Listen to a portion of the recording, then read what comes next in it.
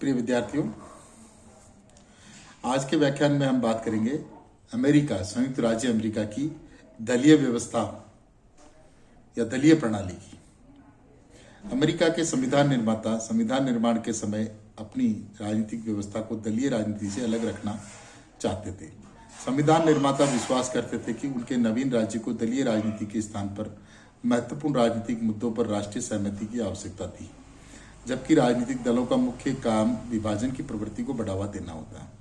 प्रथम राष्ट्रपति George Washington का चुनाव सर्वसम्मति से हुआ था, किंतु उनके दूसरे कार्यकाल के दौरान ही दो राजनीतिक धड़े या दल अस्तित्व में आ गए। एक दल वाशिंगटन तथा हैमिल्टन की नीतियों का समर्थक था, जो संपन्न धनाढ्य वर्ग से संबंधित था। दूसरा दल फेडरलिस्ट, यह दल फेडरलिस्ट संघवादी कहलाया। दूसरी तरफ जेफरसन का दल था, जो घटक राज्यों के स्तर पर संगठनों व नेताओं से प्रभावित था। 1816 में फेडरलिस्ट पार्टी के पतन के पश्चात स्वयं जेफरसन का दल डेमोक्रेटिक रिपब्लिकन भी विभाजित हो गया। 1824 में डेमोक्रेटिक रिपब्लिकन्स दो दलों में विभाजित हो गया। एंड्रू जैक्सन का धड़ा डेमोक्रेटिक पार्टी कहलाया तथा जॉन क्विंसी एडम्स का नेशनल रिपब्लिकन पार्टी कहलाया। तब से अमेरिकी राजनीतिक व्यवस्था में दो दलों का वर्चस्व रहा। यद्यपि संसदीय व्यवस्था के विपरीत अमेरिका में द्विदलीय व्यवस्था अपरिहार्य नहीं थी, फिर भी अमेरिका में द्विदलीय व्यवस्था व्यापक तौर पर प्रचलित रही। दोनों दल परस्पर राजनीतिक सत्ता का उपयोग करते रहे हैं। अमेरिका की राजनीतिक व्यवस्था में राष्ट्रपति पद के साथ कांग्रेस के दोनों सदनों पर भिन्न दलों का वर्चस्व भी रह सकता है। कई बार लगता है कि अमेरिका में मतदाता दलों के स्थान पर प्रतिनिधि के आधार पर वोट देते हैं। अब देखते हैं, ये मतलब अमेरिका में दो मुख्य राजनीतिक दल आज की तारीख में है, मतलब रिपब्लिकन और डेमोक्रेटिक। और सबसे पहले एक ही दल था। प्रथम राष्ट्रपति जॉर्ज वाशिंगटन, जिनके नाम पर अमेरिका की राजधानी बनी है वाशिंगटन डीसी, वो निर्विरोध राष्ट्रपति थे। और जब संविधान निर्माण कर रहे थे लोग, अमेरिका के संविधान निर्माता 1789 में, तब उनका मंतव्य ये नहीं था कि अमेरिका में राजनीतिक दल विकसित हो, वरन उनका मंतव्य ये था कि राष्ट्रीय मुद्दों के ऊपर जनमत बने। लेकिन ऐसा हो नहीं पाया। अब देखिए, अमेरिका की जो दलीय व्यवस्था, उसकी कुछ प्रमुख विशेषताएं हैं, उनको अपन रेखांकित करते हैं। पहली है द्विदलीय पद्धति। पिछले 200 वर्षों में अमेरिका में द्विदलीय पद्धति के संदर्भ में विश्लेषकों ने इसके विकास के लिए विभिन्न कारकों को उत्तरदायी माना।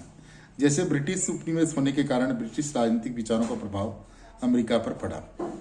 कार तथा बर्नस्टीन के मतानुसार राष्ट्रपति की निर्वाचन प्रक्रिया भी द्विदलीय व्यवस्था के विकास में सहायक रही, क्योंकि दो ही दलों के उम्मीदवारों में से राष्ट्रपति के प्रत्याशियों का चयन करना मतदाताओं के लिए आसान रहता है तथा द्विदलीय व्यवस्था में बहुमत का निर्धारण करना भी आसान रहता है।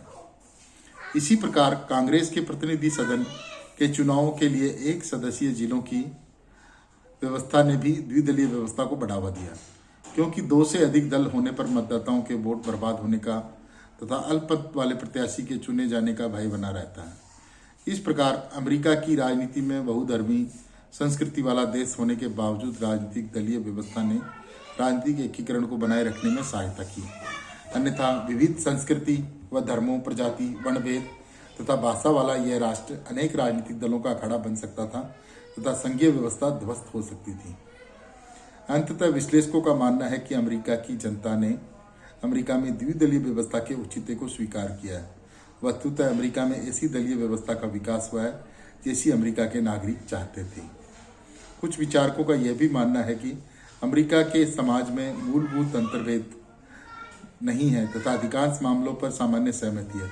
ऐसी स्थिति में राजनीति का प्रभाव कम हुआ तथा द्विदलीय व्यवस्था के लिए जिस प्रकार की सहिष्णुता, समझौता तथा छूट चाहिए वह विद्यमान है। दूसरी जो प्रमुख विशेषता अमेरिका की दलीय व्यवस्था की, वो है वैचारिक ध्रुवीकरण का अभाव। अमेरिका में राजनीतिक दलों में संगठन में विचारधारा अथवा राजनीतिक दर्शन का अभाव रहा। यहाँ पर राजनीतिक दलों का प्रमुख उद्देश्य चुनाव लड़ना तथा सत्ता पर बने रहना। यद्यपि भूतकाल में यदा कदा वैचारिक प्रश्नों पर दलीय विभाजन हुए, किंतु द्वितीय महायुद्ध के पश्चात महाशक्ति के रूप में उभरने के बाद से रिपब्लिकन और डेमोक्रेटिक दलों की नीतियों में मूलभूत अंतर नहीं है। परिणाम स्वरूप राजनीतिक दल निर्वाचन के समय ही अधिक सक्रिय दृष्टिगोचर होते हैं संयुक्त राज्य अमेरिका के दो प्रमुख दलों की परिभाषा सामान्यतः एक शिथिल राष्ट्रीय परिसंघ के रूप में की जा सकती है, जिनका उद्देश्य राष्ट्रपति के लिए प्रत्याशी का चयन करना तथा उसका चुनाव कराना होता है। दोनों ही दल आंतरिक तौर पर पूंजीवादी व्यवस्था, मुक्त व्यापार, व्यक्तिगत स्वतंत्रता, वैदेशिक मामलों में साम्यवाद, अब मुस्लिम आतंकवाद का विरोध तथा अमेरिका की महाशक्ति की आकांक्षा जैसे प्रश्नों पर एकमत है। इस प्रकार अमेरिका के राजनीतिक दल विचारधारा पर विभाजित होने अथवा कार्य करने का दावा नहीं करते। वस्तुतः अमेरिका के राजनीतिक दल इस यथार्थवादी परिभाषा के अधिक निकट है कि राजनीतिक दलों का प्रमुख कार्य चुनाव लड़ना, सत्ता प्राप्त करना तथा यदि सत्ता न प्राप्त हो तो विपक्ष में बैठना होता है। इंग्लैंड तथा यूरोप में प्रचलित राजनीतिक दलों के वैचारिक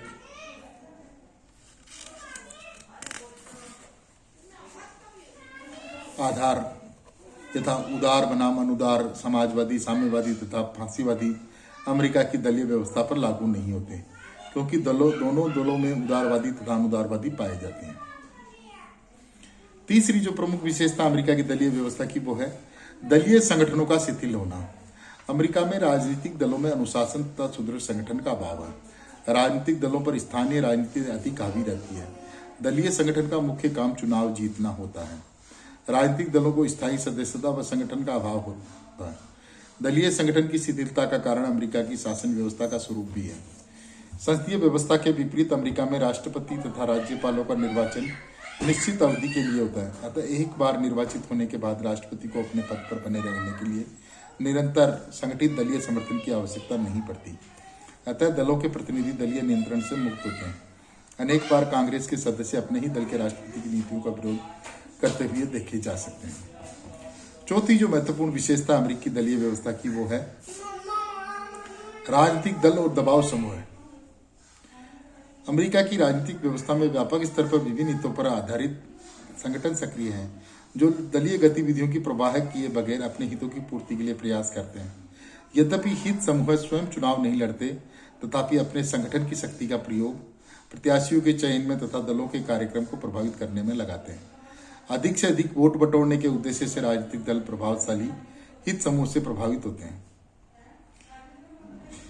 पांचवी जो विशेषता है वो है दलों का विकेंद्रीकरण।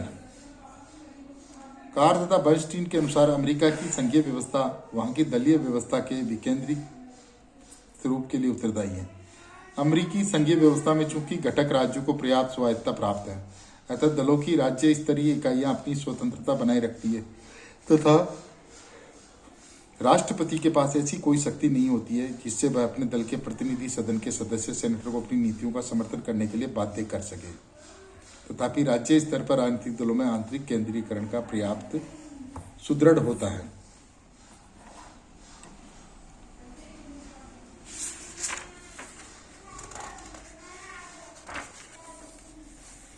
कि देखिए ये कुछ प्रमुख विशेषता थी अमेरिका के दलीय व्यवस्था की। अब इन दलों का संगठन देखते हैं पर कैसे होता है अमेरिका के दलों का संगठन। जैसा कि पहले कहा जा चुका है, अमेरिका में राजनीतिक दलों का प्रमुख कार्य निर्वाचन है। दोनों दलों का संगठन निम्न प्रकार से। पहला है जिला समितियां।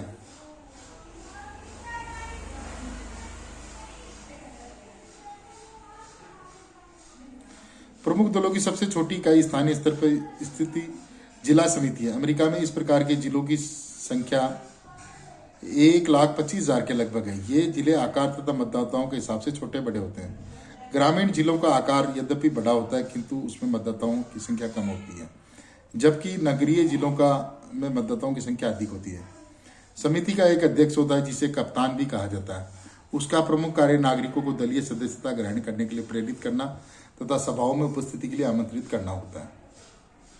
दूसरा है वार्ड तथा काउंटी समिति। जिला समितियों के ऊपर नगरों में वार्ड समितियां होती है। नगरों में विभिन्न वार्डों से पार्षद चुने जाते हैं जो नगर की व्यवस्था व देखभाल करते हैं। नगरों में वार्ड अध्यक्ष की व्यापक पहुंच व शक्तियां होती है। जिला समितियों के ऊपर गांव में काउंटी समितियां होती है। वार्ड अध्यक्ष के समान काउंटी का विभाजन काउंटी का सभापति जिला समितियों द्वारा चुना जाता है। इस स्तर पर दलीय संगठन अपने निष्ठावान कार्यकर्ताओं को विभिन्न काम प्रदान करता है तथा विभिन्न कामों के लिए ठेके प्रदान करता है। प्राय ये ठेके उन लोगों को दिए जाते हैं जो दल के कोष के लिए अधिक से अधिक दान करते हैं। संयुक्त राज्य अमेरिका में लगभग 3000 काउंटी हैं। नगरीय वार्ड समिति तथा काउंटी समितियों में प्राय जिला समितियों के सदस्य विद्यमान होते हैं। पार्टी संगठन में काउंटी तथा वार्ड स्तर से राज्य स्तर तक कई अनेक संगठन विद्यमान होते हैं, जो राज्य विधानमंडल, कांग्रेस तथा न्यायिक जिलों से संबंधित रखते हैं। राज्य स्तरीय दलीय संगठन राज्य स्तर पर विभिन्न स्थानीय संस्थाओं को संगठित करने का कार्य राज्य स्तरीय संगठन करता है।